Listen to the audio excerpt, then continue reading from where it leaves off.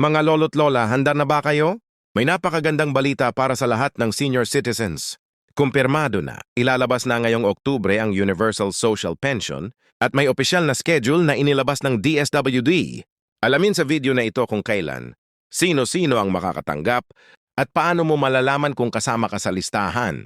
At syempre, huwag kalimutang isubscribe ang ating channel, Balita SSA. Pensyon para sa mga bagong updates at benepisyo para sa ating mga seniors.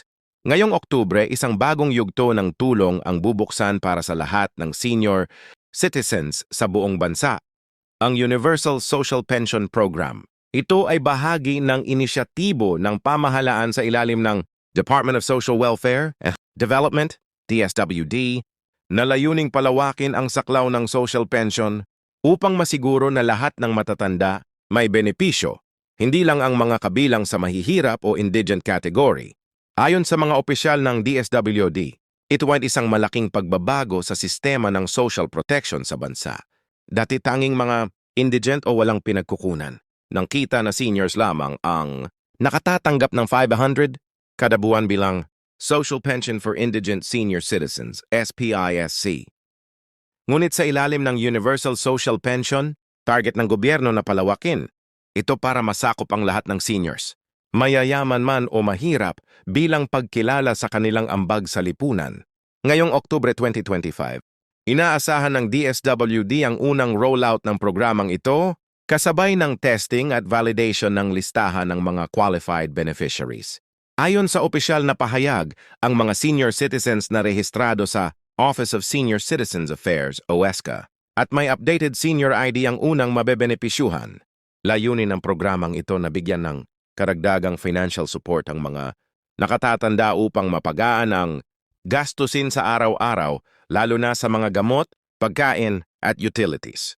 Sa ilalim ng Universal Social Pension Law, bawat senior citizen ay may karapatang makatanggap ng buwanang tulong pinansyal mula sa gobyerno. Habang nasa transition stage pa ang DSWD, ang mga unang batch ng pensioners ay makatatanggap ng ayuda sa Oktubre hanggang Nobyembre 2025, base sa kanilang region at validation schedule. Ayon sa mga insider ng ahensya, unahin muna ang mga rehiyong may kumpletong listahan at verified records bago sundan ng iba pang lugar. Isa sa mga pangunahing layunin ng Universal Social Pension ay mapunan ang kakulangan sa existing SSS at GSIS pensions, lalo na para sa mga hindi nakapagtrabaho sa formal na sektor. Marami sa ating mga lolo't lola ang nag-alaga ng pamilya, nagtrabaho bilang mga vendor o simpleng homemaker at ngayon sa kanilang pagtanda, sila ay karapat-dapat na makatanggap ng tulong mula sa pamahalaan. Ang programang ito ay hindi lamang tulong pinansyal, kundi simbolo ng pagkilala at respeto sa mga senior citizens na patuloy na nagsisilbing inspirasyon sa bawat pamilyang Pilipino. Ayon sa DSWD, hindi ito one-time payout kundi tuloy-tuloy na programang ilalagay sa taunang national budget upang masiguro ang sustainability nito. Ngayong Oktubre, sisimula ng distribution schedule sa mga piling lugar sa Luzon, Visayas at Mindanao.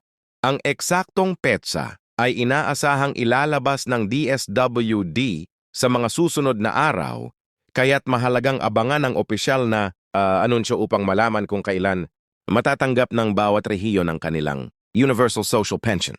Ayon sa pinakahuling update mula sa Department of Social Welfare and Development, DSWD, ang Universal Social Pension ay ipatutupad phase by phase upang matiyak na maayos at walang duplication ng benepisyaryo.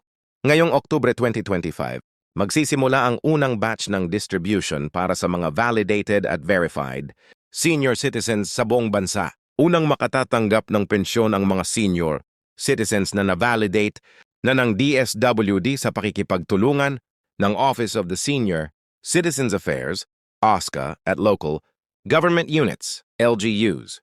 Kung ikaw ay may active senior citizen ID, updated ang iyong impormasyon sa barangay, at kasama sa 2025 master list ng DSWD, malaking posibilidad na kasama ka sa unang tranche ng payout. Narito ang inaasahang schedule basis sa region. October 24-25, 2025, pilot payout sa ilang bahagi ng NCR at Region IVA, Calabarzon, October 26-31, 2025, expansion sa Region 3, Region 6, at Region 7. November 1 to 10, 2020, nationwide rollout sa natitirang rehiyon, kabilang ang Mindanao areas. Ayon sa mga insider report, automatically credited na ang iba sa mga pensyon sa ATM accounts ng Land Bank at DBP, lalo na para sa mga nakatanggap na ng SSS o GSIS benefits.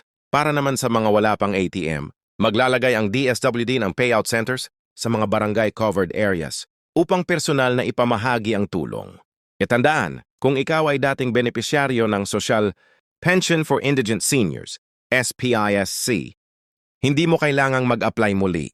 Otomatiko kang isasama sa Universal Social Pension list basta't updated ang iyong personal record at address. Ngunit para sa mga hindi pa kasama sa listahan, maaari kang mag-update o magpa-validate sa pamamagitan ng OSCA or DSWD Field Office. Dalhin lamang ang iyong valid senior citizen ID, barangay certificate of residency, any valid government ID, edamante perlak, tamar dedagdaw patlema de Universal Social Pension ay P1D1 kada buwan o pitwaviwing kada taon, depende sa final national budget allocation. Maaring ito ay ipapadala kada quarter o buwan-buwan, depende sa availability ng pondo at validation process ng iyong LGU.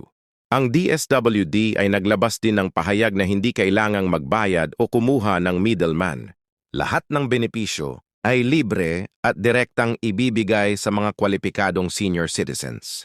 Kaya mag-ingat sa mga nagpapanggap na taga-DSWD na humihingi ng bayad para maisama sa listahan.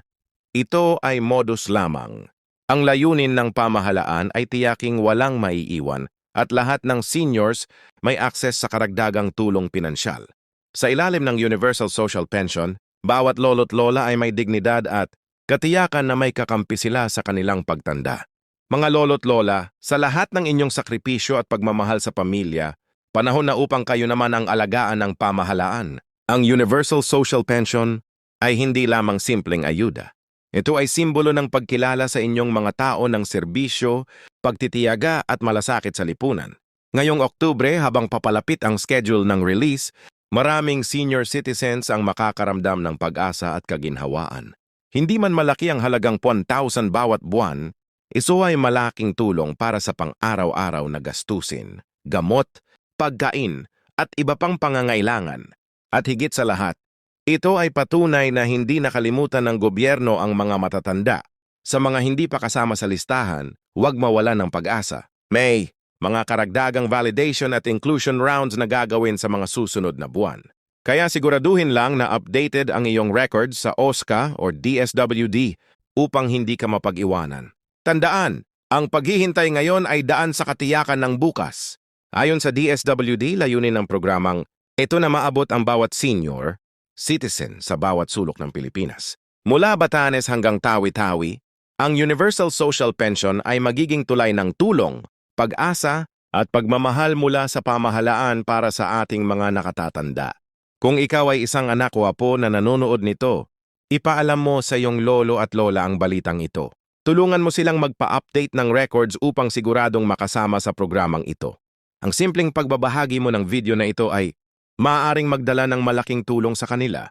At sa lahat ng ating mga seniors, maraming salamat sa patuloy ninyong inspirasyon.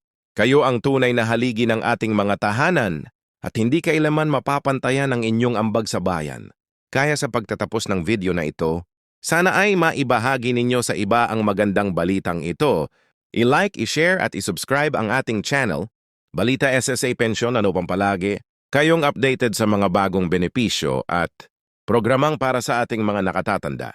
Dahil dito sa Balita SSA Pension, ang bawat impormasyon ay may puso at bawat balita ay may layuning maghatid ng pag-asa sa ating mga senior citizens.